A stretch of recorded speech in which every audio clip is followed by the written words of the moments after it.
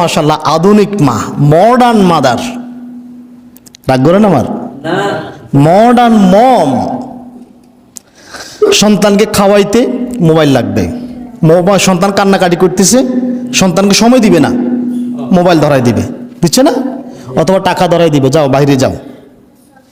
মায়ের সামনেই সন্তান, আপনার ছেলে টাকনুর নিচে ফ্যান পরে আছে, আপনি মা হিসাবে তার প্রতিবাদ করেন নাই, ছেলের ফ্যানটা কেটে ছোট করে দিতে পারেন না, আপনি মা নয়। শোনেন, পাগলি দেখেছেন? আপনাদের এলাকাতে স্টেশন নাই, লাকসাম স্টেশন আছে, স্টেশনে বহু পাগলি দেখেছি, পাগলিও বাচ্চা জন্ম দেয়, পাগলিও বাচ্চা জন্ম দেয়, কিন্তু সন্তানকে নিয়ন্ত্রণ করতে পারে না।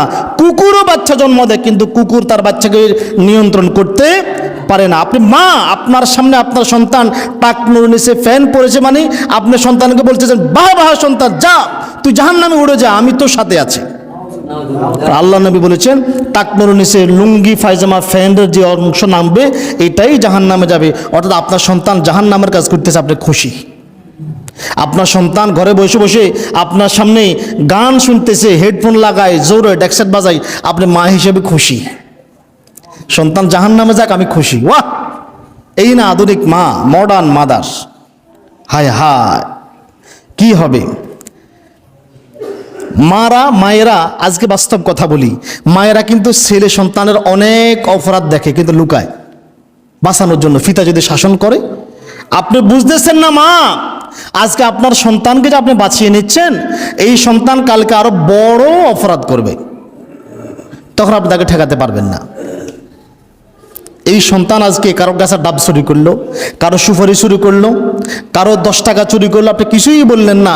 আগামী দিন আপনি যখন টাকার বেশি প্রয়োজন হবে, আপনি মায়ের গলার চেন নিয়ে আপনার কানের গয়না নিয়ে বিক্রি করে দিবেন। কথা কি বোঝেন নাই? কারণ সন্তানকে তো আপনি সুযোগ দিচ্ছেন। খবরদার মায়েরা, আপনাদের কাছে এই সন্তান কিন্তু আল্লাহর পক্ষ থেকে আমানত। আপনি যদি এই সন্তানকে এখন থেকে নিয়ন্ত্রণ না করতে পারেন, তাহলে এই সন্তান একটা সময় দেখবেন মাদকের সাথে জড়িয়ে যাবে, জুয়া খেলবে, নারী উৎপীড়কে পরিণত হবে। এই মায়েরাই তো এই সুযোগগুলি করে দিচ্ছেন। খবরদার মায়েরা, আমাদের পিতা মাতাদেরকে আরো সচেতন হতে হবে, কারণ সন্তান আমাদের নিকট আল্লাহর দেওয়া আমানত। আল্লাহর দেওয়া কি? আমানত। এবং এই পরবর্তী সময়ের আমার সন্তান মানে কি আমি না? এই আপনার কষ্ট করে 1 কোটি টাকা দিয়ে নির্মাণ করা বাড়িতে কে থাকবে? কার জন্য নির্মাণ করেছেন? আপনি কি আপনার এই বাড়িতে আজীবন থাকবেন? তা আপনার এই বাড়িতে, এই ঘরে আপনার কষ্ট করে নিজের শরীরকে না দিয়ে যে টাকা দিয়ে জায়গাটা ইনকাম করেছিলেন, আপনারও তো একটু আনন্দ ফুর্তি করতে মন চায় না? তো এই টাকা রেখে রেখে সন্তানের জন্য সম্পদ অর্জন করেছেন। আপনার এই সম্পত্তিতে কে উত্তরাধিকারী হবে, সে কেমন হওয়া উচিত? পিতামাতাকে সন্তানের জন্য এই সচেতন হওয়ার সাথে সাথে দোয়াও করতে হবে, যেমনি করে ইব্রাহিম আলাইহিস সালাম দোয়া করেছেন, রব্বি হাবলি মিনাস সালিহিন, হে আমার প্রতিপালক, আপনার পক্ষ থেকে আমাকে নেক সন্তান, সুসন্তান দান করেন। করদিন কি সন্তানের জন্য দোয়া করছেন? ও আমার লাগে তো দোয়া করে না, দেখছো তো এত আব্বা মরে গেছে, দোয়া কেমনে করতে? আপনি করেন দোয়া করছেন? শুধু দোয়া করেন রব্বির হামহুমা কামা রাব্বায়ানি সগীরা।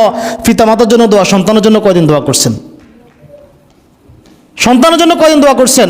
আগে সন্তানের জন্য দোয়া করেন, রব্বি হাবলি মিনাস সালিহিন। ইব্রাহিম আলাইহিস সালামের মতো, হে আমার প্রতিপালক, আমাকে আপনার পক্ষ থেকে সুসন্তান, নেক সন্তান দান করেন।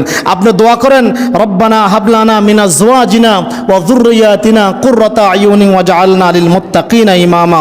হে আমাদের প্রতিপালক, আপনি আমাদের স্ত্রীদের এবং সন্তানদের মাধ্যমে চক্ষু শীতলকারী বংশধারা দান করেন, এবং ওয়াজআলনা লিল মুত্তাকিনা ইমামা, এবং আমাদেরকে আল্লাহ বিরু মুত্তাকিদের নেতা বানান। কয়দিন দোয়া করছেন? ওমর রাদিয়াল্লাহু তাআলা আনহু বলতেন, আল্লাহুম্মা জাআলনা মিন আইম্মাতিল মুত্তাকিন, হে আল্লাহ, তুমি আমাদেরকে মুত্তাকিদের নেতাদের অন্তর্ভুক্ত করো। জাকারিয়া আলাইহিস সালাম দোয়া করেছেন, জাকারিয়া আলাইহিস সালাম, রব্বি হাবলি মিন লাদুনকা যুররিয়াতান তাইয়্যিবাতান ইন্নাকা সামিউদ দুআ। হে আমার প্রতিপালক, আপনি আমাকে আপনার পক্ষ থেকে একটি পবিত্র চরিত্রবান সন্তান দান করেন। সন্তান শুধু চাইলেই হবে না, আপনি যদি এইভাবে দোয়া করেন হয়তোবা আল্লাহ আপনার নষ্ট হয়ে যাওয়া সন্তানকেও আপনার কলিজায়, আপনার বুকে আল্লাহর দিকে আবার ফেরত দিতে পারে। দেখেন, মাদকাসক্ত বিপদগামী সন্তান পিতামাতার উপর কর্তৃত্ব চালাতে চায়, এটা আমরা সচরাচর দেখি না? সন্তান পিতামাতাকে মনে যেন আদেশ দিচ্ছে, অথচ নবী সাল্লাল্লাহু আলাইহি সাল্লাম দোয়া করতেন, আল্লাহ আমাকে এমন অবস্থা থেকে দূরে রাখো। তাবারানির হাদিস, আল্লাহ নবী দোয়া করতেন, আল্লাহুম্মা ইন্নী আউযু বিকা মিন জারিস সু। হে আল্লাহ, আপনার কাছে ফরিয়াদ জানাই, আশ্রয় প্রার্থনা করি মন্দ প্রতিবেশী থেকে। কি থেকে? এমন প্রতিবেশী দিও না যে আমার ক্ষতি অনিষ্ট সাধন করে, মন্দ প্রতিবেশী থেকে। ওয়াজাউদিন তুসাইবিনি ক্বাবলাল মাসিবি, এমন স্ত্রী থেকে যে আমাকে বৃদ্ধ হওয়ার আগে বৃদ্ধ বানাই ছাড়বে। কি কথা বললো হুজুর? এমন স্ত্রী থেকে আশ্রয় প্রার্থনা করে যে আমি বৃদ্ধ হওয়ার আগেই আমাকে বৃদ্ধ বানাই ছাড়বে। অর্থাৎ এমন স্ত্রী, এমন ভেজাল করেন না স্ত্রী যে আপনাকে সারাদিন উঠতে বসতে খাইতে রাতে সকালে এত বেশি প্যারা দিবে, এত বেশি টেনশনে থাকবে, আপনার বয়স 40 হওয়ার আগে আপনি বুড়ো হয়ে যাবেন। আমি বাড়দিকে পৌঁছার আগে আমাকে বাড়দিকে পৌঁছাই দিবে, এমন স্ত্রী থেকে হেফাজত করো। দেখেন, একজন নবী দোয়া করেছেন, নবী বিশ্বজাহানের সৃষ্টিকুলের শ্রেষ্ঠ মানব যিনি, তিনি দোয়া করেছেন, আল্লাহ এমন স্ত্রী থেকে বিরত রাখো, আমাকে রক্ষা করো যে আমি বুড়া হওয়ার আগে আমাকে বুড়া বাড়ানো ছাড়বে। বোঝেন তো, ঘরের স্ত্রীটা খারাপ হইলে অবস্থাটা কি? অশান্তির মতো অশান্তি, এর সাথে বড় অশান্তি আর আছে? এটা বলতে না, এটা প্রতিটা পুরুষ বোঝে।